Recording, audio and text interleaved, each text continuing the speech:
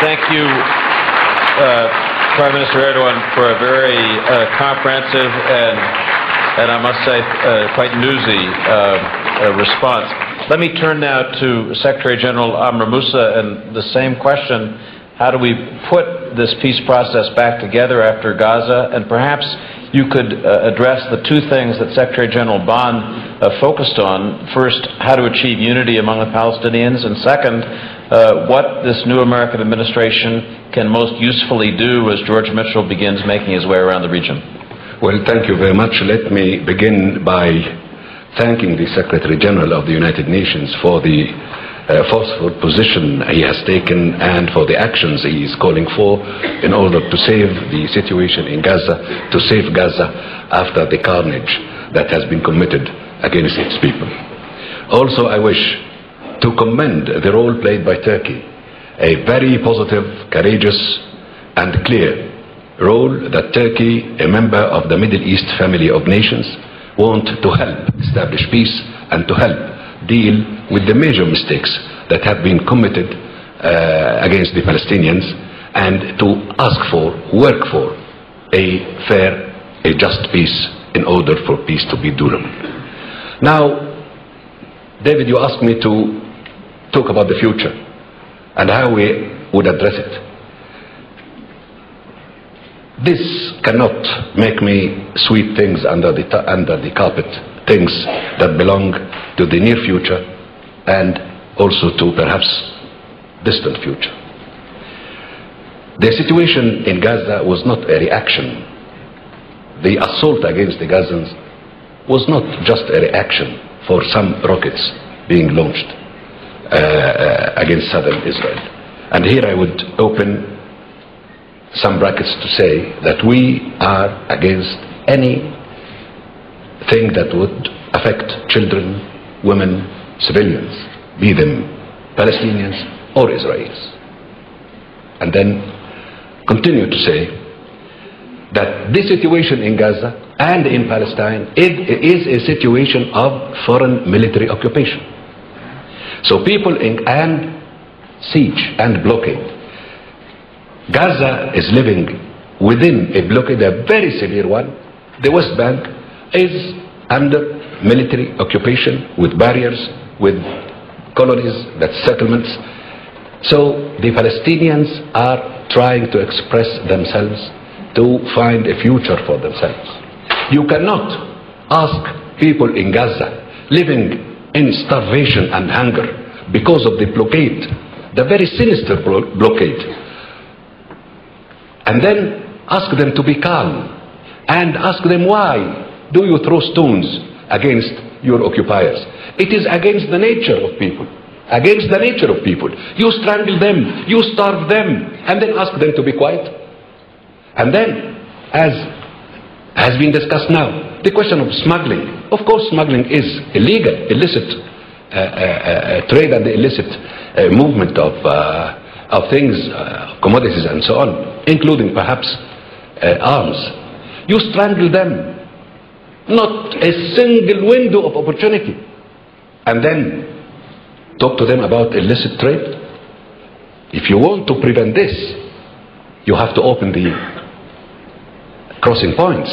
You have to give them food. You have to give them water, to give them medicine. It is a miserable life that the Palestinians have lived and until now are living in Gaza because of the blockade that Israel has imposed on them for 3 years now. Number two, another fact. The Palestinians believed the call for democracy. There was some policies, international policies at certain time calling on the Middle East, apply democracy. Democracy is the solution for everything, and it happens that I agree with that. The Palestinians believed the advice, ran elections, Hamas won, and half an hour, 25 minutes after the announcement of the results of the election, Hamas was served notice that aid will be suspended, and then came the blockade, a severe blockade, and hence Hamas was put on the defensive. But very much, as Prime Minister Erdogan has said, the people in Gaza And not only Hamas, it's only an organization among other organizations, but the people, 1.5 million people, of women, of children, of old people, they were attacked and they paid the price for this game that is going on between Israel, Hamas, and the game that has been caused, as is being caused until now, by the military occupation. Why Hamas was listened to in the occupied territories, within the Palestinian ranks, in the Middle East, within the Arab world? Why? Because it has a logic.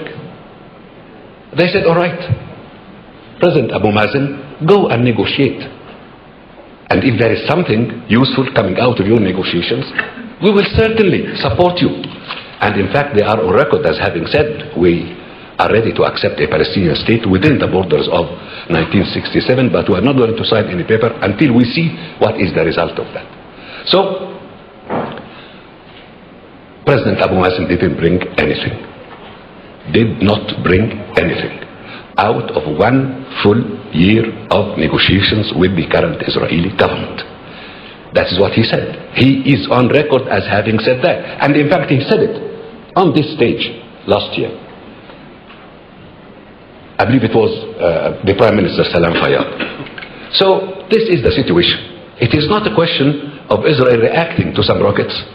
It is much deeper than that.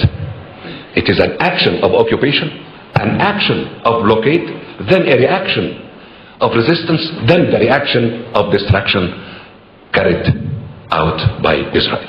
Okay, that has happened. Are we going to stop here and the end of the world will occur? No. Perhaps all of us now are called upon to save the situation. As the Secretary General has just said, there are 3 or 4 things that have to be done. A ceasefire, a strong ceasefire, sustainable ceasefire, opening of the crossings, stopping the illicit traffic, and the conciliation between the Palestinians. That we have to do. And I want you to know that I do not absolve ourselves on the Arab side from also committing mistakes. But no mistakes, no mistake we have committed can compete with the major mistake that has been committed by Israel in destroying Gaza and killing all those people in only 20 days. Again, we try to involve the United Nations rather than to involve shooting and more bloodshed.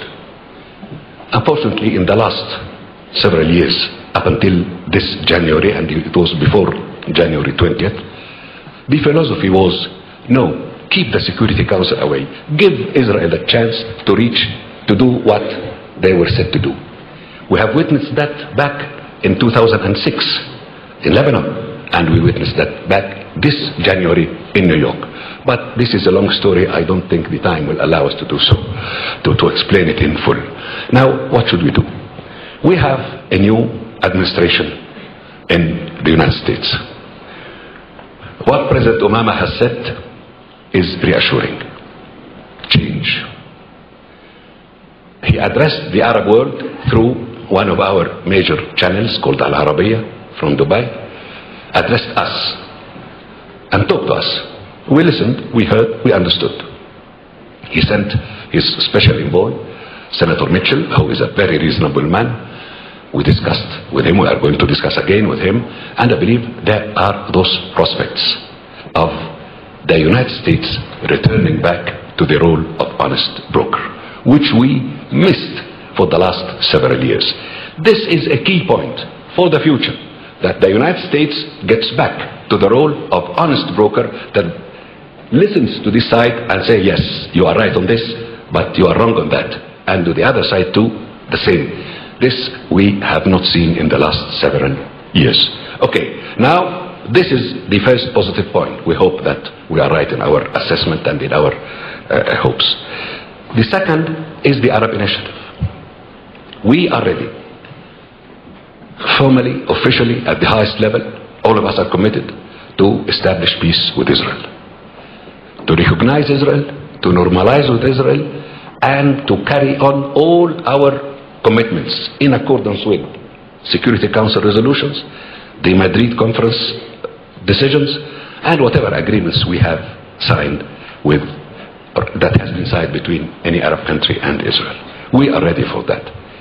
But the point is that we have not received any answer from Israel for the last 7 years. President Peres is a very eloquent man. He says that we accept, but this is just a good expression of words. There is no authorized decision taken by the government of Israel to respond to the most authorized message sent by an Arab summit held back in 2002. So our position is fully authorized. We haven't gotten any answer whatsoever, except some utterances here. We read it in some newspapers or translation from them. So we call on Israel now. What is your position on this initiative? Formal position, not just a statement here, formal position, as our position also was formal. If there is an acceptance, authorized acceptance by Israel, then we are on the right track. Therefore, the second point is for us to receive a formal reply about the acceptance of the Arab initiative, which calls on us Arabs to turn the page of the conflict, recognize Israel, normalize with Israel, and have Israel as part of the family of nations in the Middle East, which until now Israel is not. But if Israel also withdraws, allows the Palestinian state to be established, withdraws from the other territories, we see no obstacle for us and for the Israelis to live together and get our act together. When are we going to receive this message? A question mark. The third point, Secretary General, okay, if we have a chance to get a response from the President of Israel, and maybe this is a good time to do that since we're running short of time. I know that the President is going to take all his time, so you give me 2 more minutes, please. I don't want to bargain. We will be all ears to listen to President Peres. Let's do wrap. Now, the year 2009. We lived the year 2008 with a lot of promises, and it ended up in a bloodshed. For us to move from an administration to the other, from the year 2000 to the year 2008, then 2009, then 2010, then 2011, this is a gimmick that we are not going to accept. That is why. Now, we are in 2009.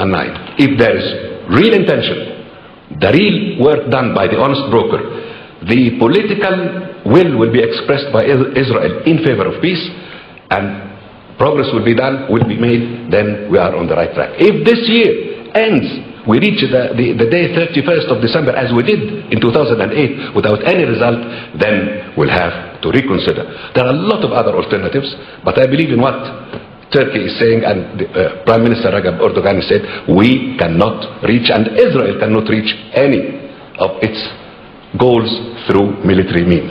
We need to have a political settlement, but a fair one, and in the year 2009. Thank you very much.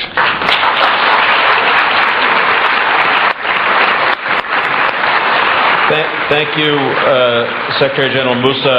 And now